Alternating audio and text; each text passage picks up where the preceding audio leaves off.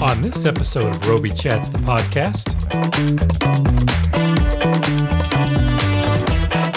Now it's a visual experience more than anything that gets augmented.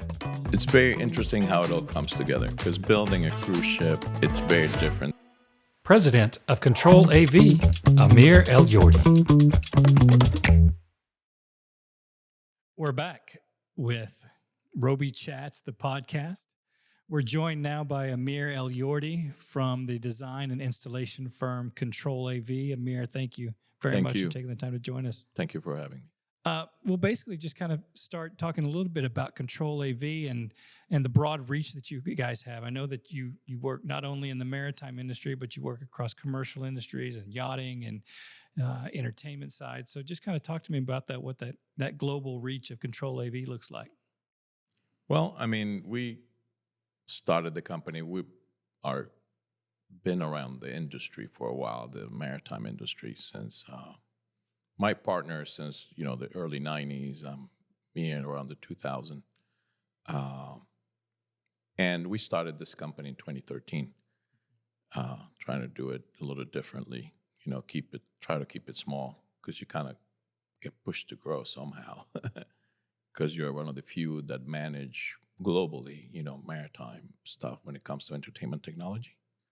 And it's a very different niche industry, I would say, part of the entertainment industry, but it's pretty interesting. And I always wanted Control AV to be kind of like a boutique engineering firm. So we've managed to come across very interesting projects through the almost 10 years we've been in business. Mm-hmm. Yeah, it's one of the things that we talk about here is that it's a big industry, but it's a small industry. It's kind of like you know the players and you know the people and you see them around and you're able to build those relationships within that. Just kind of staying on that with all of the different maritime companies that are out there with all the different ships and stuff like that. Just kind of with the expansion of the entertainment side of those ships, and not necessarily just in the theatrical settings or the nightclub settings, but also with the water park attractions, the surfing on the deck. What is it like now? How has it changed over those years that you've been doing this? How's that entertainment lighting philosophy, if you will, of creating these visual experiences on these ships? How's that changed over the years? Well, I mean, that's exactly what it is. Now it's a visual experience more than anything that gets augmented with, immersive sound and all that's coming through together. There's a lot of other elements coming through, which, kinetics and a lot of rigging that are all happening at the same time. And these cruise ships is just very impressive. I mean, Carnival, Princess, and Royal Caribbean now with this other things that are coming through. It's very interesting how complex these systems have become, in the last 5 to 8 years. It's pretty impressive. Yeah. Well, for those who are out there who might be listening or watching on YouTube, just kind of fill us in a little bit about you personally. How did you get started in this design, installation, integration, maritime industry that we're in? How did you first get your start? Well, I just had graduated, I remember, from Florida International University with an engineering degree. And I found actually a temp job at Miami Audiovisual where they had the contract to do the design for the first 2-story theater inside of a cruise ship. That's how I started into it and just stayed in it. Yeah. Very that cool. was a long time ago.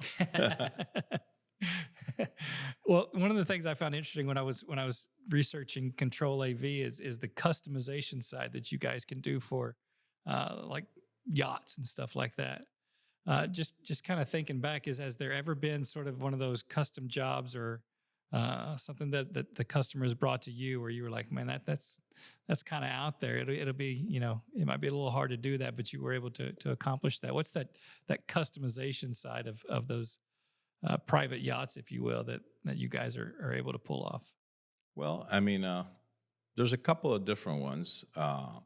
We did a yacht that it was a it was an existing yacht that a new owner had that he liked movies. So, but the top deck had a big dining room in it, so he took it all out and put a 12-seater theater in it. I was over $500,000 just to do that. In a small, and it's not a small yacht. It was about 80 meters. Yeah. That was pretty interesting and challenging to do. With when you're looking at jobs like that and understanding the technology that's available to you now, as that technology continues to develop and new things come out with different aspects that it can do, where do you see technology pushing this entertainment side of the industry further on the maritime and on these ships? How far do you see the technology being able to go? Well, I mean, technology for that portion of the industry makes things a lot easier and more reachable to a lot of different situations and sizes. It's just very flexible now. As before, only few companies had access to those types of things. Mm-hmm. I mean, it's just like you're saying, technology just becomes ubiquitous to people now. Before, it was something that not many people had. Now everybody can do it. Yeah. Well, as you look back on this industry and across your years and experience in it, what is it that you love most about this maritime industry or the cruise industry or this the design and installation and integration side of it?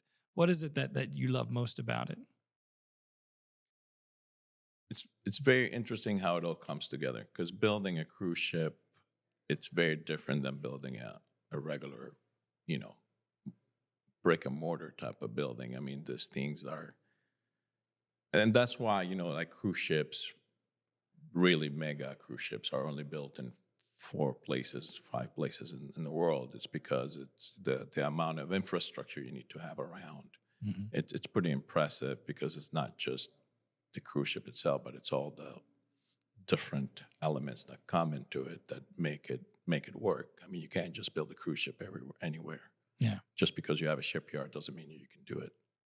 Yeah, we were having a conversation earlier out with some gentlemen from Carnival, and they were telling me about the different dry docks and how massive that they have to be in order for these ships to be built. And it was really quite impressive the way that I've never seen one in person, but it sounds like it's quite an undertaking to build these sizable ships. It's impressive. It's pretty impressive. And the technology that goes, I mean, they do use latest technologies and things like that, but they make sure that these types of systems do work and they last a while. Because I mean, you can't just go fix it tomorrow. These ships are all over the world, and they're at sea most of the time. Yeah. If there's someone out there who was interested in the maritime industry and wanting to get their feet wet in it, what advice would you give them, understanding where you came from and how you got into it and how others have gotten into it? What advice would you give them about what steps they need to take in order to get a career into the maritime industry? Well, I mean, try to get a job on a cruise line, or just get with one of the technology companies that supplies the cruise lines. I mean, I have a lot of friends that have gone to places like Full Sail and things like that come through that, and a couple of other places in the U.S. and abroad. Yeah, and it's I mean, those are one of the easiest way to get your feet wet, like you said. Yeah. Well, Amir, that's basically all we have time for today. So thank you. Thank you again for having me. For joining us today. We really do appreciate it. Take care. That's all the time that we have for this week's episode of Robe Chats, the podcast. Remember, you can find us on all of your favorite podcasting platforms at The Robe Way. Plus, you can follow us on Facebook, Instagram, and Twitter. You can also find the video portion of the podcast on YouTube. So until next time, remember to let the light your way, because it's the Robe Way. Good night.